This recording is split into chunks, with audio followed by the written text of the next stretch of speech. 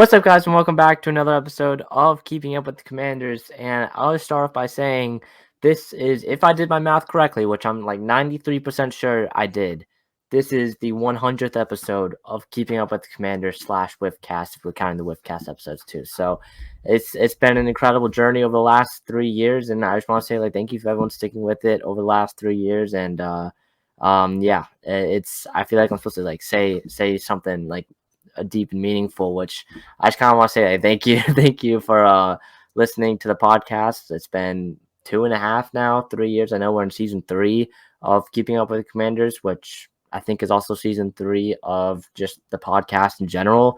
And with this being number 100, definitely a big milestone. So I want to say thank you to all the listeners and all the people that watch on YouTube and stuff, all the subscribers, all the followers too, because it's been really fun watching this grow, and I expect it to grow, continue more over the next 3 years, 6-9 years. So it's going to be incredible to watch how far I've come. I know I've come a long way from listening back to my first podcast episode, that 5-minute podcast episode, and the very first episode with Cast, to now where we are 100 episodes later. I know my growth has been something that I'm pretty proud of, and I know the growth of this podcast has been something I've been pretty proud of. So 100 episodes of Keeping Up with the Commanders is something that it's definitely really cool to see. It's really cool to see. But and not only that, but we've got a lot of good news to talk about here in this episode. It's going to be a packed episode. We've got Adam Peters, him being announced as the new general manager of the Washington Commanders. We're going to be talking about head coaching candidates. I'm going to be giving out my big board, my NFL draft big board, my first one for the NFL draft in April. And then we're going to look at a little bit of an early free agency preview later on at the end of the episode, especially more specifically looking at the edge rusher position, because I think there could be a lot of value there, and Washington could be eyeing a lot of targets at that pass rusher position. So let's just get right into it with Adam Peters, because this was the news of the week, or the news of the second half of the week for the Washington Commanders. I know the Ron Rivera firing, it happened and everyone was excited, but I feel like everyone kind of knew it was coming. So it wasn't really that big of a deal when it first happened, because we've known this was going to happen for the last 3 months or so. But Adam Peters, 5 days after firing Ron Rivera, on Friday, I believe Friday morning, the Adam Schefter, Ian Rappaport announced that Adam Peters would be the new general manager of the Washington Commanders. If you don't know who Adam Peters is, but I know probably by now you've probably heard who Adam Peters is, but if you haven't, he's the assistant general manager of the San Francisco 49ers. He did a lot of work bringing in Brock Purdy into that organization, plus doing a lot of work from what I've heard from 49ers fans and people that know a lot more about the 49ers than I do. He's done a lot of work drafting those day 3 guys, the value guys on day 3. One of the biggest things in the NFL is most of NFL rosters are made up of day 3 guys. So it's been a big he's done a lot of work with the San Francisco, and they brought in a lot of value guys like Fred Warner and some other linebackers as well. So it's been incredible to watch what he's been able to do in San Francisco. Now, what's going to happen? What's next for Adam Peters? Well, he has now full control. It really seems like he's going to have full control of how the rest of this front office is going to be built. I know him and Eugene Chen will probably be 2 of the top people. Probably Adam Peters would probably be the top guy. Eugene Chen would be probably lead of the analytical side of things, as he was brought over about 3 months or so ago. So those 2 guys will definitely be in the building, and now it raises the questions of everyone else in the building. Marty Hurney, Martin Mayhew, those 2 guys, especially Eric Stokes as well, or I think that's what his name is, Stokes as well. So those 3 guys are going to be their jobs are going to be up in question. Currently, Martin Mayhew on the Commanders website has the role of general manager. I know the reports from Adam Schefter and Ian Rappaport saying that the Commanders are hiring Adam Peters as the general manager. So Peters is going to have over the next few days. Again, this happened on Friday, so I expect this to be within the next 24 hours or 48 hours of when this podcast episode comes out, to kind of reorder, bring in new guys from maybe San Francisco, and take out old guys, possibly Marty Hurney and Mayhew. So that's going to be fun and interesting to watch how Adam Peters is going to build this front office. I know a big question is with Martin Mayhew. What is he going to do? Is he going to stay? He has that connection with Adam Peters back in San Francisco. They were co-VPs of player personnel back in 2019 and in 2020. So it's going to be really interesting to see if Adam Peters is going to keep a guy that he worked very closely with when he was in San Francisco. I know Mayhew, just listening to some other beat reporters podcasts, it really sounds like Mayhew did not have that much say in the personnel decisions. Now, he had some say in it, but it didn't sound like he was the overall head guy. It really sounded like that was Marty Herney and Ron Rivera. But it's going to be interesting to see if they bring back Martin Mayhew, because personally, if Mayhew really was not the one in the lead of making these personnel decisions over the last 40 years, then I would be fine with bringing him back, knowing that Adam Peters is going to have a larger say than him in the personnel decisions. Adam Peters is really going to be that head of football operations above everyone. Now, they gave him the title as general manager, or they will give him the title as general manager, but I expect Peters to be the lead guy up at the top in terms of deciding on personnel decisions and draft decisions and all that. So it'll be fun to watch. And get ready to know what the front office and how Peters is going to build this front office, how it's going to take shape, because that is something that I'm going to be interested in. And also some other things, I guess, since we talked about Peters, more the head coaching side of things, because there's really two front runners, it seems like, that have kind of stood out for Washington in terms of the betting side of things. I know Ben Johnson, the offensive coordinator for the Lions, really seems to be the front runner for Washington. Now, I've listened to the Standing Room Only, the Ben Standings podcast, has really come in clutch over this last week in terms of giving out information and what people inside the building are thinking. And it really seems like there isn't that much of there's still a long way to go. Same with John Keim saying this as well. There's still a long way to go for Washington to possibly hire Ben Johnson, which, again, if you hire Adam Peters and Ben Johnson, those are the number one guys on multiple teams' boards in terms of candidates for GM and head coach. Adam Peters was probably the number one guy for a bunch of other teams. And we saw, I know, the finalists between him and Ian Cunningham. Both of those guys were great. Ian Cunningham seems to be the front runner right now for the Chargers general manager job. But looking at Adam Peters, he really seemed to be the sole number one guy, number one candidate for a new GM if you need a new GM this offseason. And Ben Johnson, 2 years in a row now, has been a very, very highly rated candidate for head coach. And Washington possibly being able to bring him in would be incredible, because you basically get the number one guy at GM and the number one option at head coach.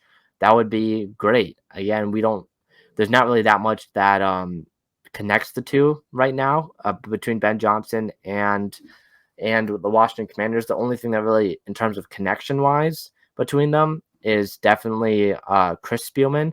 Rick Spielman's, I believe it's his brother, works with the Lions. He's a offensive, I don't know what the exact title is, but I know he works with the offense, and he works really closely with Ben Johnson. So that's probably, we saw what Adam Peters did and how the Bob Myers connection with how they both went to UCLA together, and they both have known each other for a while. So we saw how that connection worked and ended up landing Adam Peters in Washington. And now, could we see possibly with Rick Spielman? Again, Josh Harris, he's made these decisions with the Bob Myers decision and the Rick Spielman decision. It seems like both of them are like, they're decisions for a reason. They're both helping out for a reason. We saw Bob Myers able to land Adam Peters. Let's see if Rick Spielman can do the same thing and use his connections to possibly land a guy like Ben Johnson. So that would be interesting to watch. I'm recording this before the Rams and Lions game on Sunday night and before the Cowboys-Packers game. So if Ben Johnson has just an absolute dud of a game tonight, then, well, so be it. But still, I expect him to be a head coaching candidate and probably the number one candidate right now for the Washington Commanders. Another guy that I want to keep an eye on is Houston offensive coordinator Bobby Slowick, because, man, what a performance he had against Jim Schwartz, who, in my opinion, should be the assistant coach of the year, the defensive coordinator for the Cleveland Browns. He's led that Browns defense to being by far the best defense in the NFL this season. And what a performance, play calling wise, performance wise, from Bobby Slowick in that Houston offense with CJ Stroud. We saw Bobby Slowick in San Francisco help develop Brock Purdy in 2022, help him become I think he was the passing game coordinator in San Francisco. So we saw him help with Brock Purdy and turn Brock Purdy into what he is now. And then in 2023, we've seen him do the same exact thing with CJ Stroud. He could possibly be an option for Washington and moving from Houston to Washington. And he could possibly have a do exactly what he did in 2022 and in 2023 with a new rookie quarterback in 2024, as I expect Washington to definitely draft a quarterback with that top pick in their in the NFL draft. So Bobby Slowick definitely probably he's the second guy right now, I would say, between Ben Johnson and Bobby Slowick. I'm happy with either of them. I was a little bit skeptical of Bobby Slowick. Again, this is his first year play calling for Houston, and he's had his moments. He's had his not so great moments this season for the Texans, but what a performance for him and the demand for him. And because he's going to get a lot of demand now after his performance that Houston, I don't know what CJ Stroud's final stat line was, but like 300 plus yards, I'm pretty sure, 3 touchdowns from Stroud. It was an elite passing game from Stroud in that Texans offense. So he showed a great game against one of the best other coordinators in the NFL right now, Jim Schwartz. So it was fun to watch the Texans just kind of destroy, like just pick apart that Browns defense all day long. It's been fun to watch CJ Stroud all season in this Texans offense. So those are the two guys right now, Ben Johnson from Detroit and Bobby Slowick from Houston, the two offensive coordinators, the two most highly rated offensive coordinators right now on the coaching market.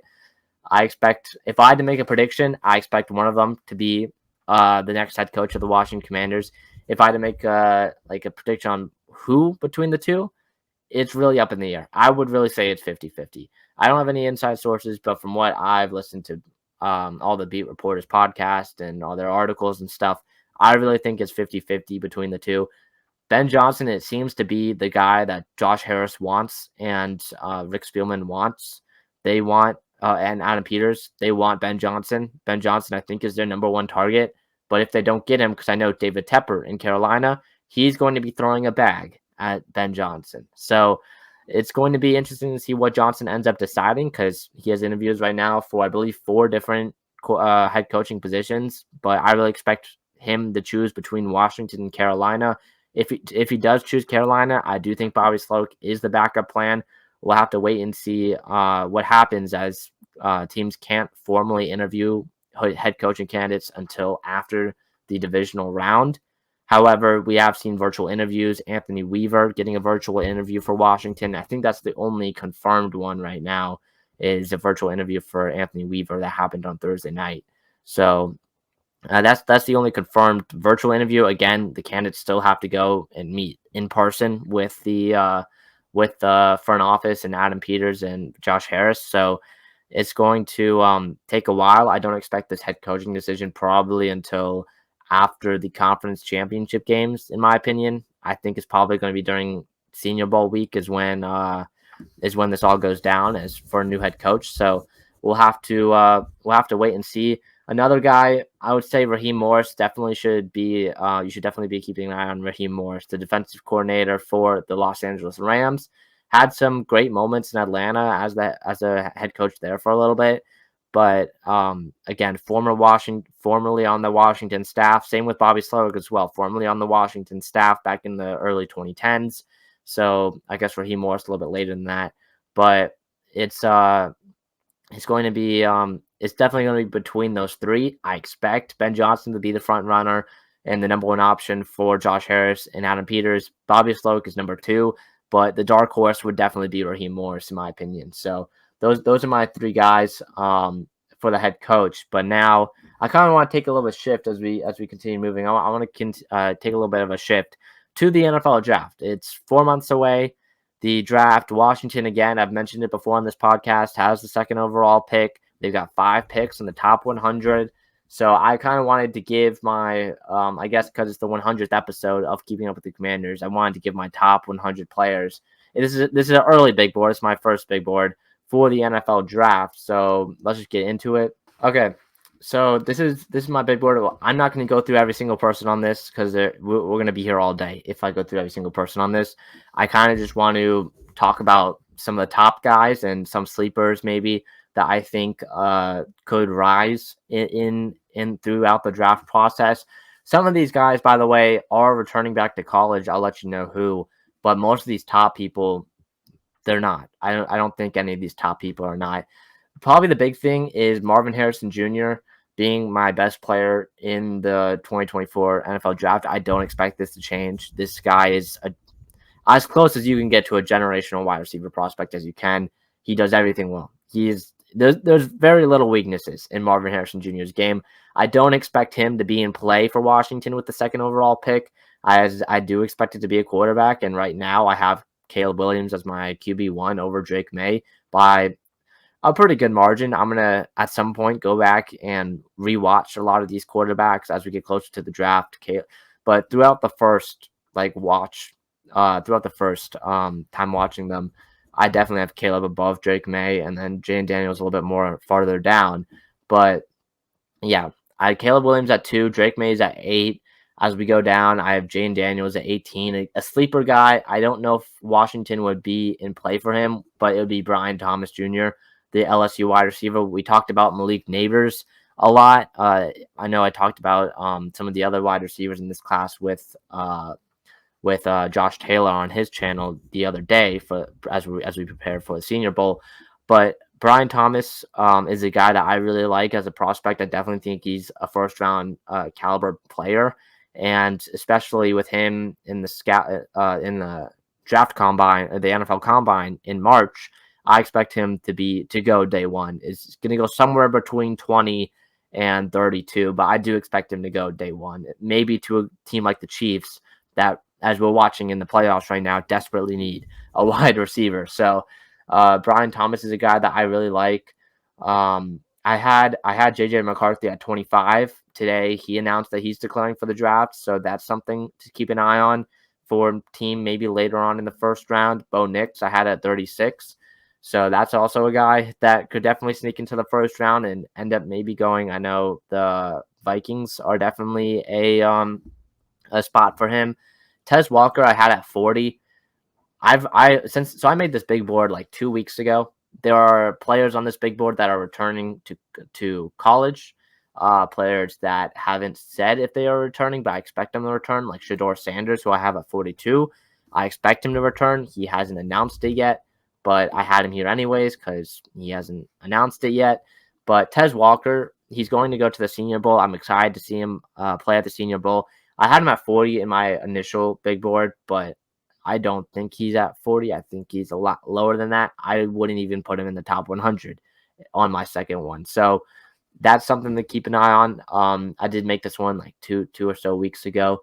Some of the guys that Washington could get in terms of offensive line with one of their early second round picks, Troy Faltonu. I had a first round grade on him, just barely, but I like his game a lot. So Faltonu could definitely be an option. Jordan Morgan could be an option as well for Washington. Again, JT Tuimoloau announced, and Emeka Egbuka both announced that they're going to be returning to college to Ohio State for another year. Same with Denzel Burke. Ohio State got a lot of good players back.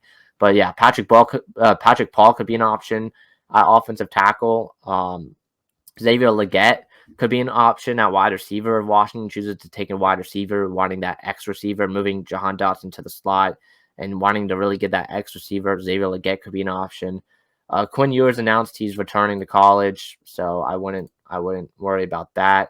Penix, I had him a little bit lower than a lot of people, especially that that national championship performance really did not go well. It did not go well for him. So yeah, I have Jackson Powers Johnson, also known as JPOW NFL, at 57. He's a guy that Washington could select early in the second round. He seems to be the consensus right now, best center in this class. So that's a guy to keep an eye on. Jeremiah Trotter, I have him in the second round right now, but just barely second, third round around there. So he could definitely be an option for Washington in the third round. Ricky Pearsall is a wide receiver I really like. I know my Florida bias is kicking in a little bit, but I really like Ricky Pearsall's game. I would have him, if I redid this big board, I would have him up a little bit more. So that's a guy I really like. Tyler Guyton is an offensive tackle out of Oklahoma, and he could be in play. I know some of his physical traits really could push him possibly even to night one. So I would not be that surprised if he ends up going late in round one, just based off of his physical traits. So that's a guy I really like. Adisa Isaac, I know Josh Taylor really likes him out of Penn State. They edge rusher. I know a lot of people talk about Chop Robinson, and for good reason. I had him in my top 10 on this big board, but Adisa Isaac on the opposite side of Chop Robinson definitely could be an option at edge, possibly with that the compensatory pick that the 49ers gave us. So he could be an option. Same with Peyton Wilson, the NC State linebacker, could be an option with that compensatory pick as well. This is where, as we get later into the top 100, this is where we get some of the running backs. Jonathan Brooks right now is my RB1. I'm pretty sure. Yeah, he's my RB1 right now. And then RB2, I believe, it's Donovan Edwards, Bucky Irving. Travion Henderson is returning to school. Like I mentioned, Ohio State got back. Like everyone, it really seems like. So Travion Henderson's returning. Audric Estime could be an option. He's only 20 years old at the compensatory pick as well. So as we round out the top 100, I kind of just wanted to give like a little bit of a preview going into the Senior Bowl, which is in a few weeks. Next week, I'm going to be doing a defensive preview for the Senior Bowl. It's going to be basically going over the defensive players, talking about guys like Adisa Isaac. I want to say Adisa Isaac is going to the Senior Bowl. I could be wrong, but I don't. Now that I'm thinking about it, I don't think he is. But we're just going to be going over defensive guys. Byron Murphy, I know, an underclassman that's going to the Senior Bowl. He's going to be teaming up with his partner in crime, T'Vondre Sweat. Two defensive tackles that could be in play if Washington were to trade away Jonathan Allen for a pick. I think Byron Murphy and T'Vondre Sweat are two guys that could definitely be in play. Where is Kalen King? I had Kalen King at 53. He needs to have a good Senior Bowl. Did not have a good season this year in 2023. I still like him around the second, third round, but he needs to have a good Senior Bowl if he wants to stay there, because there's going to be cornerbacks in this draft that are going to be able to jump him. So he needs to have a good Senior Bowl. But some of the other defensive guys as well, we're just going to be talking about. Tyleik Williams out of Ohio State is also returning. There's so many Ohio State underclassmen that have returned. It's crazy. But yeah, we're going to be going over the defensive guys next week, and the week after that, we're going to be going over offensive guys. And then in Senior Bowl week, I'm going to be down in Mobile. I think I've said it before, but I'm going to be down in Mobile. I'm going to be getting interviews from players. I'm super excited for this. I'm going to be talking to some of these guys. I'm going to be talking to Ricky Pearsall. I'm going to be talking to Jamari Thrash out of Louisville. Some of the other guys as well. So I'm excited for it. I'm excited to talk with these players, get to know them, and basically see where things stand and help iron out my big board for this year, my top 100. Again, this is my first one, so I expect this to change a good amount. However, Marvin Harrison Jr., don't expect it to change. I think he's the best player in this draft. I don't think it's that. I mean, Caleb Williams can challenge him a little bit, but Marvin Harrison Jr. is really good. So, yeah, that's my thoughts on that. But yeah, overall, I'm excited for this draft season. I'm a big draft guy, so if you're looking for draft content for the Washington Commanders, it's gonna be here. It's gonna be on this pod. So that's gonna wrap it up for my big board. The last thing I wanted to talk about is give a little bit of a free agency preview for the Washington Commanders, because there's some things I want to talk about more specifically, pretty much with the edge rusher position. Because again, Washington, you trade away Montez Sweat, you trade away Chase Young, you don't really have any pressure coming off the edge for that last half of the season. You have KJ Henry, who showed a little bit of promise. Andre Jones didn't even play for half the time. James Smith-Williams is a free agent. Casey Tuo is a free agent. Pretty much everyone on your roster at edge besides KJ Henry and Andre Jones are going to be free agents but you could not have asked for a better free agency class at or free agency lineup at edge rusher for Washington. You have guys like Leonard Williams, Daniel Hunter. You have Zadarius Smith. You Chase Young again is a free agent. You have Derek Barnett, Josh Allen, Bradley. Sorry, not Bradley. Brian Burns. You have a lot of guys. That you can choose from if you are Washington. There's a lot of people. You can go with an older veteran guy like a Zadarius Smith or a Randy Gregory, which I don't expect him to do, or you could go for a younger guy like the Josh Allens, the Brian Burns. So I expect Washington to make a splash in free agency at the edge rusher position. Now, something I wanted to talk about is Chase Young and possibly bringing him back, because this is a question that was brought up to me earlier this week, and I thought about it, and this is my thoughts on it. Bringing Chase Young back is a not so great idea for Washington. I'd rather have players like Josh Allen or Brian Burns come in on a bigger contract, and I know what I'm going to get out of them. I think for Chase Young, for himself, staying in San Francisco and signing, I know they wouldn't be able to give him a lot of money, but signing a contract with San Francisco to stay there for at least 2 more years would be great for him and his development, because you can see the difference that he's had during the first half of this season in Washington to the second half with San Francisco. He's been great for the 49ers since the trade, and I just don't think it'd be great for Chase Young to come back. I felt like the hometown pressure did get to him a little bit when he was here, and definitely the change of scenery helped him a lot when he went over to the West Coast. So that's my thoughts on Chase Young, but I would love to bring in a guy like a Brian Burns or Josh Allen or a Bryce Huff from the Jets. One of those 3 guys must be a Washington Commander once free agency is over and once March comes to an end, because Washington will need help at the edge position if they want to compete. And signing a young guy on a pretty big contract, I know Bryce Huff is in double-digit sacks, I'm pretty sure. I know Josh Allen, Brian Burns, I'm pretty sure are both in double-digit for sacks. It's both, all 3 of those guys are great, and I really hope that one of them is a Commander before the end of March, because again, Washington needs help at edge. We have KJ Henry, we have Andre Jones, we have the younger guys, but they need to address the edge position, and re-signing James Smith-Williams and Casey Toohill is not going to cut it. I don't expect this new front office and whoever the new head coach is to be okay with bringing back both James Smith-Williams and Casey Toohill, because they need to make a splash in free agency. They have all the cap space in the world. I think the second most true cap space in the NFL, over 70 million, I'm pretty sure. They need to bring in a Brian Burns or Josh Allen, because those guys, you can count on them racking up double-digit sacks, because those guys are going to get paid this offseason. Hopefully they don't get tagged by their teams, the Jets for Huff, the Jaguars for Josh Allen, and the Panthers for Brian Burns.